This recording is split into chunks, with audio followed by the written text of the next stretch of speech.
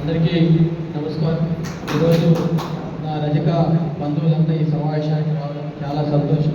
ఎందుకంటే మనకు కనీసం 24 గంటలకు ముందే మనకి సమాచారం రావడం, ఆ సమాచారం తీసుకున్న వెంటనే ఇంతమంది రావడం అనేది నిజంగా చాలా సంతోషించాల్సిన విషయం. దాంట్లో భాగంగా రాష్ట్రీయ స్వయం సేవక్ సంఘ్లో పనిచేసి చాలా సిద్ధాంతాలకు కట్టుబాట్లకు చాలా సిద్ధాంతాలతో ఎదుగునటువంటి మన అక్కగారు సావిత్రమ్మ గారు రాష్ట్ర రజక సంఘం చైర్పర్సన్గా రావడం నిజంగా చాలా సంతోషం. అయితే మీరు ఇంతకుముందు మాట్లాడిన వాళ్ళందరూ కూడా రజక సంఘాలకు సంబంధించిన రజకులకు అందరికీ ఉద్యోగాలు రావాలని, లేకపోతే విద్యను అందించాలని చాలా సమస్యలన్నీ చెప్పారు.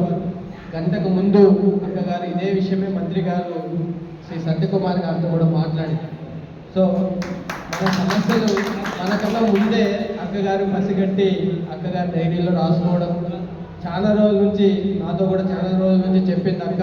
ఇప్పుడు గంటకు ముందు కూడా మంత్రి సత్యకుమార్తో కూడా మాట్లాడి మా రజకులు ఎవరైతే ఉన్నారో వారికి కావాల్సిన హాస్పిటల్లో ఉన్నటువంటి ఉద్యోగాలు ఏవైతే ఉన్నాయో, వాషర్మ్యాన్ సంబంధించిన ఏవైతే ఉన్నాయో అవి కంపల్సరీ మాకు ఇవ్వాలా, ఏదైతే టెండర్లు ఉన్నాయో అవి కూడా మాకు ఇవ్వాలని గంటకు ముందు చెప్పింది అక్క.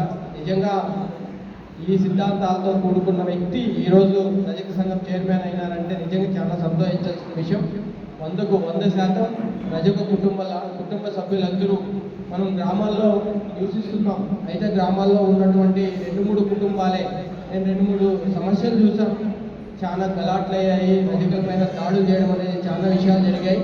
అయితే మనం ఎప్పుడైతే యూనిటీగా ఉంటామో, మనం ఎప్పుడైతే యూనిటీగా ఫైట్ చేస్తామో, మనం ఫైట్ చేసి అందరం కలిసి పనిచేస్తే మనకి ఏదైతే చైర్మన్లు ఉన్నారో, డైరెక్టర్లు ఉన్నారో వీళ్ళందరూ కూడా మనకు సపోర్ట్గా నిలబడతారని కోరుకుంటూ, నిజంగా అక్క కదిరికి రావడం చాలా సంతోషించాల్సిన విషయం. ఇంతకుముందు రజక చైర్మన్ ఎవరో కూడా తెలియదు. లాస్ట్ గవర్నమెంట్ సంబంధించిన మనం తీసుకుంటే నిజంగా ఈసారి అక్క చైర్మన్ అవడం అనేది చాలా సంతోషించాల్సిన విషయం. ఖచ్చితంగా మన సమస్యలన్నీ జాతీయ స్థాయిలో ఫైట్ చేసే యుక్తి ఉన్న వ్యక్తి అక్క. ఎందుకంటే మంచి ఎడ్యుకేటెడ్, మంచి జాతీయ స్థాయిలో ఉన్న మంత్రులు, ఎమ్మెల్యేలతో కూడా పరిచయాలు ఉన్న వ్యక్తి కాబట్టి ఖచ్చితంగా మనల్ని ఎస్సీ జాబితాలో చేర్చేకి ఖచ్చితంగా అక్క వద్దు ప్రయత్నం చేస్తానని మనస్ఫూర్తిగా కోరుకుంటూ నాకు అవకాశం ఇచ్చిన పెద్దలందరికీ ధన్యవాదాలు తెలుపుతూ జై హింద్, జై భారత్.